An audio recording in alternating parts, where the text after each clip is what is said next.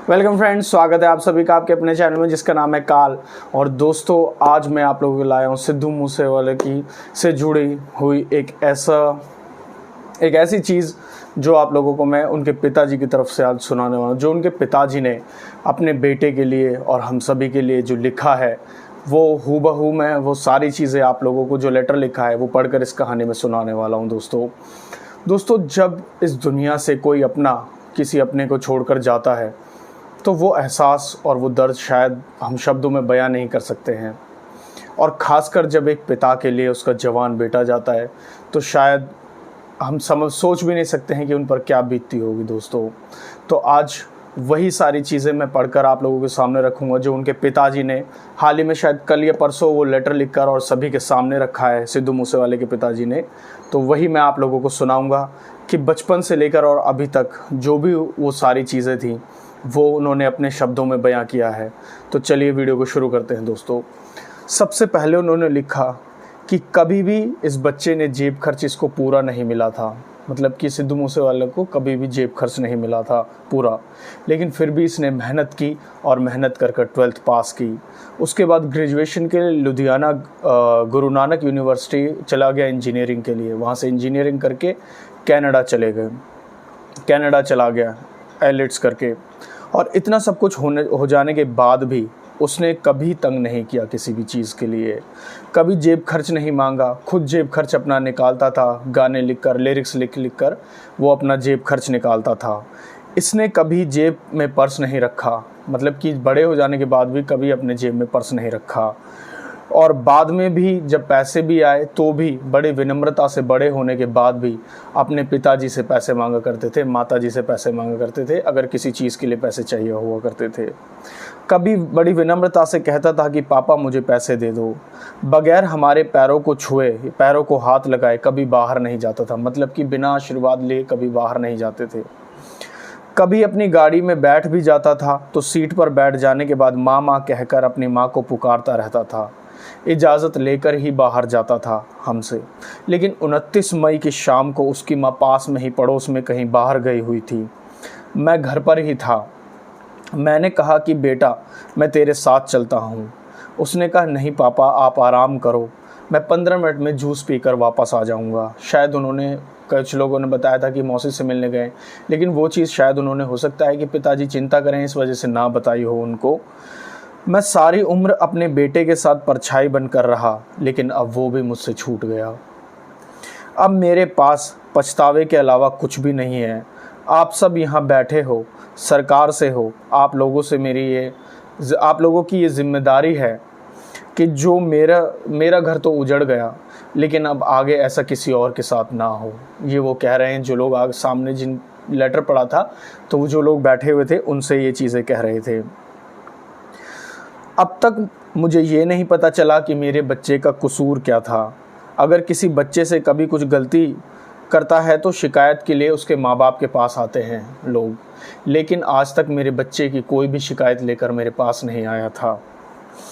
मैंने गुरु ग्रंथ की तरफ हाथ करके कहता हूँ कि मेरा बच्चा पूछता था कि पापा हर चीज़ मेरे से क्यों जुड़ जाती है। मैंने कहा कि मैंने कभी किसी का कुछ बुरा नहीं किया। तो मैंने कहा कि छोटी छोटी गलती तो बेटा सबसे हो जाती हैं। कुछ चीज़ें होती हैं जो छोटी छोटी बातें, छोटी छोटी गलतियां सबसे होती हैं। मैंने कहा कि तू मेरी और अपने माँ के सर पर हाथ रखकर कसम खा कि तू कभी किसी फ़ोन कॉल से या मैसेज से कभी परेशान तो नहीं है, तेरे अंदर कोई बात तो नहीं चल रही है। ये सारी चीज़ उन्होंने पूछी। तो सिद्धू मूसेवाला ने कहा कि नहीं, ऐसी कोई भी चीज़ नहीं है, मैं बिल्कुल ठीक हूँ। तो उन्हें विश्वास हुआ, क्योंकि अपने माँ बाप के सर पर हाथ रखकर कसम खाया था। तब मैंने कहा कि मुझे परमात्मा पर विश्वास है कि हमारा कोई बुरा नहीं कर सकता। अगर कोई बुरा करता है या शैतान का बंदा होता है तो उसे अपनी रखवाली के लिए, अपनी सुरक्षा के लिए 100 बंदों को सुरक्षा के लिए रखता है। लेकिन मेरे बेटे ने ऐसा कभी नहीं किया। मेरा बेटा हमेशा अकेला ही चलता था। उसने, अगर वो चाहता तो वो प्राइवेट गनर्स को रख सकता था अपनी सुरक्षा के लिए, और भी चीज़ें रख सकता था, और साथ ही गनमैन रखना चाहता तो प्राइवेट गनमैन रख सकता था। लेकिन हमें कोई भी खतरा कभी महसूस नहीं हुआ। छोटे मोटे विवाद तो होते रहते हैं। सोशल मीडिया भी चीज़ों को बढ़ा चढ़ा कर दिखा देता था। मैं हाथ जोड़कर कहना चाहता हूँ कि हम अपनी ज़िंदगी कैसे भी बिता लेंगे, पर मेरे बेटे को लेकर तरह तरह की बातें ना बनाओ, उसकी कहानियाँ बना बना कर ना लगाओ। मैंने अपना बेटा खोया है। जब मैं ये सब देखता हूँ तो मेरा दिल रोता है। मेरा बेटा बिल्कुल संत था, उसने कभी किसी का बुरा नहीं किया, और अगर उसके मन में कोई पुण्य पाप होता तो वो अपनी सुरक्षा को और भी ख्याल रखता और अपनी प्राइवेट सिक्योरिटी भी रख सकता था। आप हर चीज़ की खबर ना बनाया करो। कभी आप भाई राजे के बारे में कुछ बोल देते हो, कभी किसी और के बारे में। जो परिवार हमारी मदद कर रहा है आप उनका नाम लेते हो, तो ऐसी बातें क्यों कर रहे हो? सिद्धू का चुनाव में लेकर भी कोई नहीं आया था, उसका अपना फैसला था चुनाव लड़ने का भी। मैंने भी रोका था और भी लोगों ने कहा था कि तेरा म्यूज़िक इंडस्ट्री में ज़्यादा अच्छा चल रहा है, ये सब चीज़ें तेरे बस की नहीं है, पूरी दुनिया में तू मशहूर है। लेकिन ये उसका अपना फ़ैसला था, तो आप किसी को भी बुरा भला ना कहें। ये चीज़ उन्होंने सोशल मीडिया और मीडिया के लिए कही थी।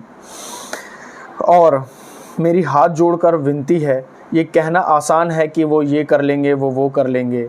अब ज़िंदगी में सिर्फ गुप्त अंधेरा है। मैंने सुना था कि इंसान की ज़िंदगी में एक बुरा दौर आता है, चाहे वो जवानी में हो, चाहे बचपन में हो या बुढ़ापे में हो। लेकिन मैं वो बदनसीब बाप हूँ जिसने बचपन भी बुरा देखा और अब बुढ़ापा भी बुरा देख रहा हूँ। हो सकता है कि कभी कुछ पाप हुआ हो।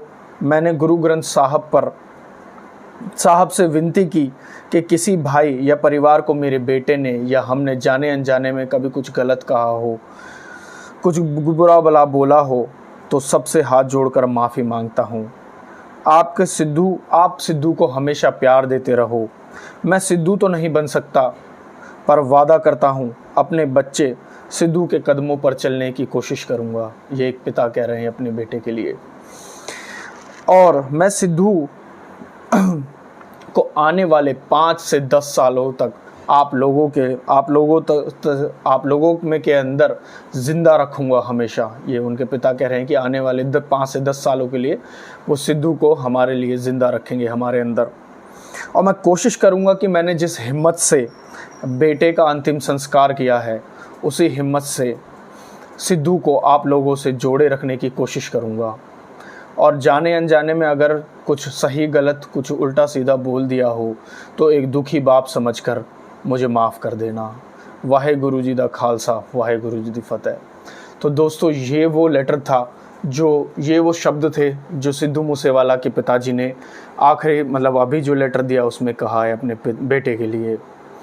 एक बहुत कि एक पिता के लिए, एक पेरेंट्स के लिए बहुत ही दुखद घटना होती है अगर उनका बच्चा जो जवान बच्चा चला जाए उन्हें छोड़कर, क्योंकि वो इकलौते ही बेटे थे, एक ज़िंदगी भर का सहारा थे उनके। बचपन से लेकर आज तक उन्होंने उनको बच्चे से बड़ा होते हुए देखा, उनकी अच्छाई बुराई सारी चीज़ें, गलतियाँ और सही जो भी उन्होंने सब चीज़ें की हैं, उन सभी चीज़ों को देखा। प्यार, लड़ाई, दुलार, हर चीज़ माँ बाप देखते हैं। लेकिन जो वो चीज़ नहीं देख सकते वो एक अपने बच्चे की ऐसी हालत, और वो भी अगर वो इस दुनिया से हम लोगों को छोड़कर, अपने माता पिता को छोड़कर गए भी, तो ऐसी हालत में दोस्तों, तो हम लोगों की तरफ से भी हम यही चाहेंगे भगवान उनकी आत्मा को शांति दे, उनके परिवार को इस घटना से, जो ये सब चीज़ें हुई हैं, इनसे उभरने की शक्ति दे। और आज के लिए दोस्तों बस इतना ही। अगर वीडियो अच्छी लगे तो उसको लाइक कीजिएगा, चैनल को सब्सक्राइब कीजिएगा और वीडियो को ज़्यादा से ज़्यादा लोगों के साथ शेयर कीजिएगा। दोस्तों, जय हिंद।